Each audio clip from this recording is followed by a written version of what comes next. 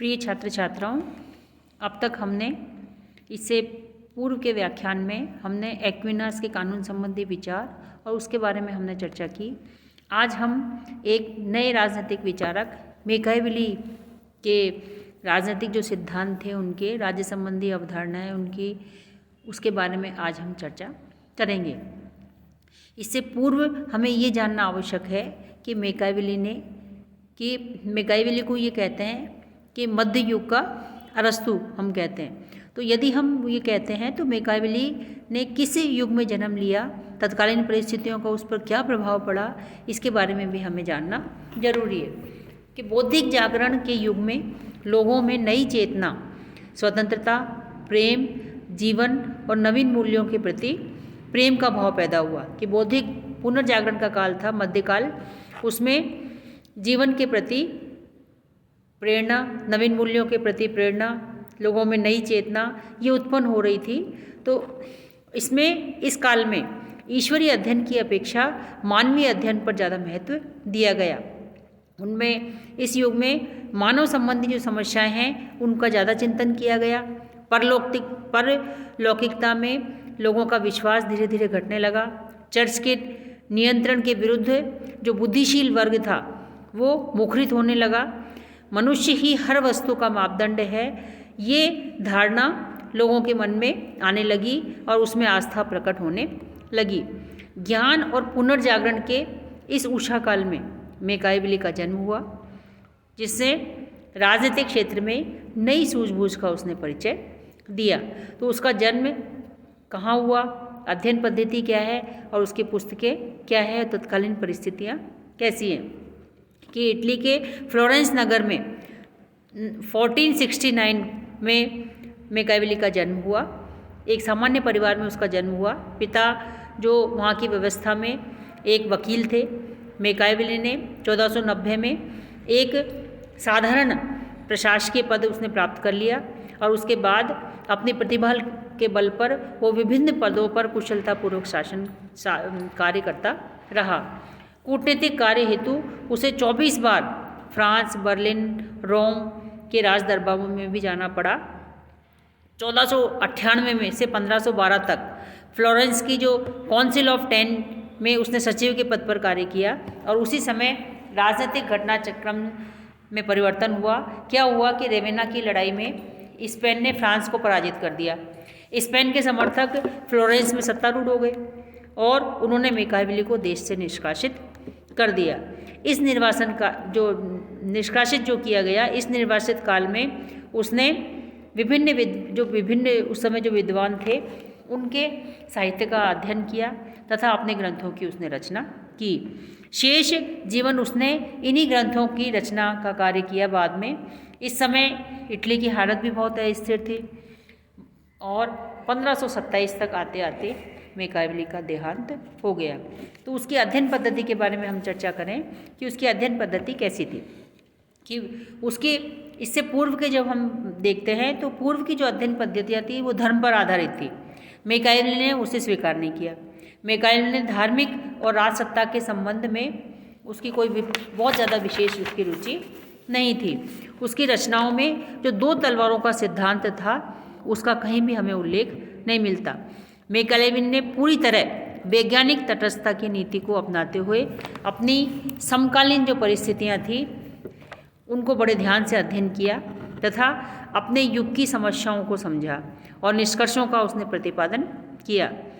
उसने अनुभववाद और इतिहासवाद का समर्थन किया, अर्थात अनुभूति प्रधान ऐतिहासिक पद्धति को उसने अपनाया। अरस्तु के बाद वो पहला ऐसा विचारक था जिसने इस पद्धति को अपनाया। उसने इस पद्धति का सहारा लेते हुए तत्कालीन धर्मशास्त्र को गंभीर चुनौती दी और पथ प्रदेशक के रूप में ईश्वरीय नियम को अस्वीकार करके राजनीतिक विज्ञान का आधार ही उसने परिवर्तित कर दिया। प्रिंस उसकी वो पहली रचना थी जिसमें उसने ईश्वरीय और मानवीय तत्व परस्पर हमें विरोध में खड़े हुए दिखाई देते हैं। मैकियावेली का मत था कि सभी कालों में जो मानव है उसका स्वभाव एक जैसा होता है, वो एक ही उद्देश्य से संचालित होता है और एक जैसी समस्याओं का उसे समाधान करना होता है। अतः आज की समस्याओं का समाधान हमें करना है तो ज़्यादा उचित हमारे लिए ये रहेगा कि हम भूतकाल के इतिहास का अवलोकन करें। कुछ लोग ये भी मानते हैं कि उसकी जो पद्धति है वो उसको ऐतिहासिक नहीं कहा जा सकता, कहना गलत होगा, क्योंकि उसके जितने भी परिणाम थे वो भूतकाल से नहीं बल्कि उसके अध्ययन का आधार तो वह पर्यवेक्षण था जो उसने अपने समय की तत्कालीन परिस्थितियों से किया। इतिहास का प्रयोग तो इन परिणामों की पुष्टि के लिए किया उसने। तो उसने पर्यवेक्षण के आधार पर उसने जो परिणाम प्राप्त किए वो उसने पर्यवेक्षण के आधार पर पहले ही प्राप्त कर लिए थे, और इतिहास का सारा उसने सिर्फ तभी लिया जब इन परिणामों को उसे पुष्ट करना था। इसलिए हम ये नहीं कह सकते कि उसकी अध्ययन पद्धति ऐतिहासिक थी, बल्कि हम ये कह सकते हैं कि उसकी अध्ययन पद्धति में दोनों तत्वों का समावेश था, ऐतिहासिक पद्धति का भी और पर्यवेक्षणात्मक पद्धति का भी। मानव स्वभाव संबंधी उसके क्या विचार थे, मानव के बारे में क्या सोचता था अरस्तु। मानव संबंधी विचारों में उसके दर्शन की गहरी छाप थी। उसने राजनीतिक दर्शन का केंद्र बिंदु वो तत्कालीन परिस्थिति थी जो इटली में उस समय थी। इसलिए मैकियावेली की मान्यता थी कि मनुष्य जन्म से ही बुरा होता है। इस कारण वो धीरे धीरे क्या अधोगति को प्राप्त करता है, दुष्ट, स्वार्थी और दानवी प्रवृत्ति का होता है। अतः हर क्रिया में उसके हमें स्वार्थ की छाप दिखाई देती है। वो विभिन्न कमजोरियों से ग्रस्त रहता है, सद्गुण परोपकार से अपरिचित रहता है। उसका व्यवहार दो तत्वों से परिचालित होता है, एक तो प्रेम और भय, और तीसरी प्रवृत्ति धनोपार्जन की होती है उसकी। अपनी संपत्ति छीनने वाले को वो कभी नहीं भूलता, बल्कि पिता के हत्यारे को भूल जाता है वो, लेकिन यदि कोई उसकी संपत्ति का हरण करता है तो उसको वो कभी भी नहीं भूलता। व्यक्ति के जो इच्छा तत्व की प्रधानता से इच्छाएं उसकी असीम होती हैं, अनंत होती हैं, और इन इच्छाओं की पूर्ति करने के लिए वो धीरे धीरे अधोगति को प्राप्त करता है।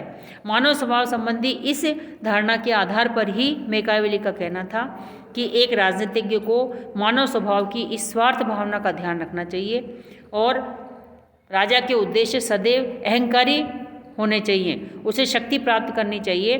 साधारण व्यक्ति सदैव सुरक्षा चाहता है और शासक हमेशा शक्ति चाहता है। सदैव संघर्ष की स्थिति में रहने वाले व्यक्ति पर शासक का नियंत्रण होगा तो वो अराजकता को प्राप्त नहीं होगा। ये उसके मानव संबंधी विचार थे। उसको मानव संबंधी विचार ये थे कि व्यक्ति बहुत बुरा है, बहुत स्वार्थी है, स्वार्थ की भावना से प्रेरित है, इसलिए वो हमेशा उसी प्रक्रिया में लगा रहता है। वो सिर्फ काय से डरता है, वो या तो प्रेम जानता है या भय जानता है, और वो भय से डरता है। इसलिए राजा को, जो शासक है, उसको शक्ति प्राप्त करनी चाहिए ताकि वो भय के आधार पर, उसकी जो भय की जो प्रवृत्ति है उसके आधार पर वो क्या है, हमेशा उसको नियंत्रण में करता रहे।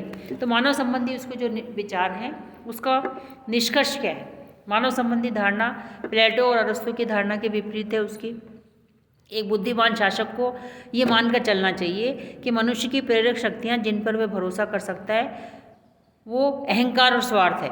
अतः शासक को शक्तिशाली बनने का प्रयास करते रहना चाहिए। उसे अपनी नीतियों पर नैतिकता और आदर्शवादिता का जामा पहनाने की कोई ज़रूरत नहीं है। और उसके मानव संबंधी विचारों का एक और निष्कर्ष निकलता है कि राजनीति और नैतिकता का बंधन अव्यवहारिक और हास्यास्पद है, कि मतलब राजनीति और नैतिकता कभी भी एक साथ नहीं चल सकती।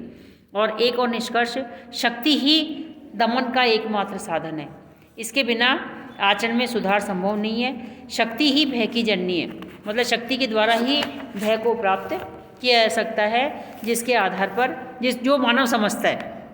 लेकिन इसके मानव संबंधी जो विचार हैं वो आलोचना का केंद्र भी रहे हैं। एक तो ये विचार जो है वो एक तरफी विचार है। वो ये मानते हैं कि सहयोग राज्य की उत्पत्ति, मतलब वो सहयोग को मानता ही नहीं है कि सहयोग उसके के बिना राज्य की उत्पत्ति असंभव है। सहयोग और समझौते से ही राज्य की उत्पत्ति हुई है, जैसा कि अरस्तु मानते थे, जैसा कि एक्विनास मानते थे। लेकिन ये राज्य की उत्पत्ति का आधार क्या मानता है? शक्ति मानता है। मानव की व्याख्या करते समय उसने इटली की सिर्फ तत्कालीन परिस्थितियों को देखा, उसने विश्व समाज पर उसने ध्यान नहीं दिया। पारिवारिक संबंधों को के स्वभाव विचारों पर बलि चढ़ा दी उसने। पारिवारिक संबंध कोई नहीं होंगे। अधिक धन संपत्ति की कामना भी समाज के विकास की ओर ले जाती है, ये उसने कभी नहीं सोचा। भय राज्य का आधार जो मानता था वो भी गलत है, क्योंकि भय खत्म होते ही राज्य का अस्तित्व स्वयं खतरे में पड़ जाएगा। शासक को शक्ति देकर वो ये भूल जाता है कि आखिर वो भी मानव है। यदि उसको ज़्यादा शक्ति दे दी गई तो वो क्या बन जाएगा, अत्याचारी बन सकता है। इसलिए ये बात इस बात पर क्या है, मैकियावेली कभी विचार नहीं करता। तो हमें उसके मानव संबंधी विचार हैं वो एकांकी प्रकट होते हैं। ऐसा नहीं है कि मानव बुरा ही है, मानव में बहुत सारी अच्छाइयाँ भी हैं जिसकी तरफ मैकियावेली ने ध्यान नहीं दिया। और मैकियावेली के धर्म व नैतिकता संबंधी विचार क्या क्या थे। राजनीतिक दर्शन के इतिहास में मैकियावेली ने सर्वप्रथम राजनीति और धर्म को एक दूसरे से अलग किया, और यही विचार उसके मध्यकाल से अलग करते हैं। सभी यूनानी विचारक, चाहे वो सुकरात हो, चाहे वो प्लेटो हो, चाहे वो अरस्तु हो, सबके नैतिक जीवन को बहुत ज़्यादा महत्व दिया। लेकिन मैकियावेली ने जानबूझकर नैतिकता को राजनीति से अलग कर दिया। मैकियावेली धार्मिक पक्षों से मुक्त है। वो इस बात से इनकार करता है कि भावी जीवन में आनंद प्राप्त करने के लिए मनुष्य को ईश्वरीय कानून के निर्देशन की आवश्यकता है। उसका विश्वास ये था कि मनुष्य का केवल एक ही लक्ष्य होना चाहिए और वो है सुख की प्राप्ति। मैकियावेली की ये भी मान्यता थी कि राज्य के द्वारा अपने को एकीकृत करने और शक्तिशाली बनाने के लिए आवश्यकता अनुसार सभी प्रकार के साधन अपनाए जाने चाहिए। राज्य की जो शक्ति है उस पर विचार नहीं करना चाहिए। उसने कहा कि राज्य का जो मुख्य लक्ष्य है उस पर विचार करना चाहिए। साधन तो हमेशा अच्छे होते हैं, यदि वो लक्ष्य प्राप्ति में सहायता कर रहे हैं तो हर साधन उसकी दृष्टि में अच्छा है, सामान्य रूप से उसकी प्रशंसा की जाएगी। राज्य की सुरक्षा और कल्याण के मार्ग में भौतिक विचारों की उसने बाधा माना। मैकियावेली का ये भी मानना था कि राजा को दयालु, विश्वासी, धार्मिक होने का ढोंग करते हुए निर्दयी, विश्वासघाती और अधार्मिक बनने को तत्पर रहना चाहिए।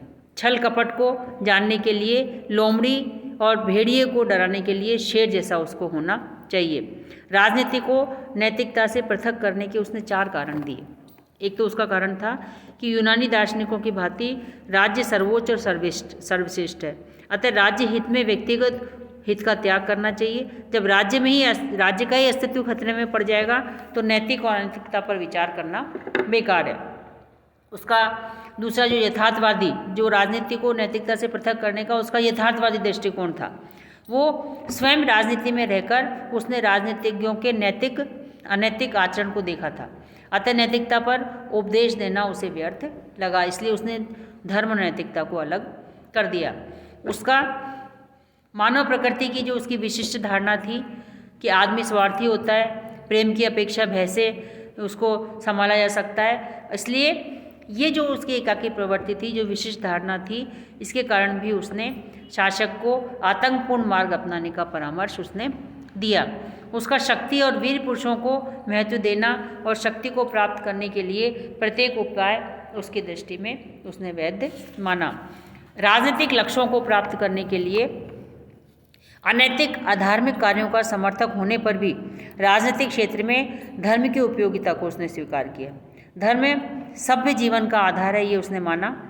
व्यक्ति द्वारा राज्य के कानून की अपेक्षा करने पर धार्मिक नियमों को ईश्वरीय आदेश मानकर पालन करना चाहिए, ऐसा भी वो मानता था कि राजा को अच्छे व्यक्ति के गुणों से विभूषित होना चाहिए। धर्म को धारण करने का प्रबंध और संचालन उसमें होना चाहिए। तो ये उसके धर्म और नैतिकता की उसने घोर उपेक्षा थी। कुछ लोग ये मानते हैं कि धर्म और नैतिकता, उसकी आलोचना भी करते हैं और वो ये कहते हैं कि अरस्तु ने धर्म और नैतिकता की पूर्णतः उपेक्षा की। उसका दृष्टिकोण बहुत सीमित रहा, उसने सीमित मर्यादित था, वास्तविकता का पता लगाने में वो असमर्थ रहा। तो एक उसके धर्म और नैतिकता संबंधी विचारों की आलोचना इस आधार पर की जाती है कि इटली की तत्कालीन परिस्थितियों का उस पर गहरा प्रभाव था, इसलिए ये आरोप लगाना गलत है कि उसने धर्म नैतिकता को अलग किया। धर्म और नैतिकता का संबंध विच्छेद तो राजनीति में पहले से ही हो चुका था। हम देखते हैं कि उससे पहले भी मध्य युग में राजनीति में बहुत ज़्यादा प्रतिभ्रष्टता आ चुकी थी, राजनीति में भ्रष्टता का बोलबाला था। व्यवहारिक रूप से तो उसने बल्कि उन सिद्धांतों को परिभाषित किया जिसके आधार पर जिसका प्रयोग अनादिकाल से होता रहा था। वास्तव में उसने समाज को आईना दिखाया कि धर्म और नैतिकता के धर्म का सहारा लेकर किस तरह राजनीतिज्ञ अपने जो लाभ हैं उनको सिद्ध करने का प्रयास कर रहे हैं। मैकियावेली ने तो वास्तव में यथार्थवादी दृष्टिकोण का सहारा लिया और इस नग्न सत्य का पर्दाफाश किया।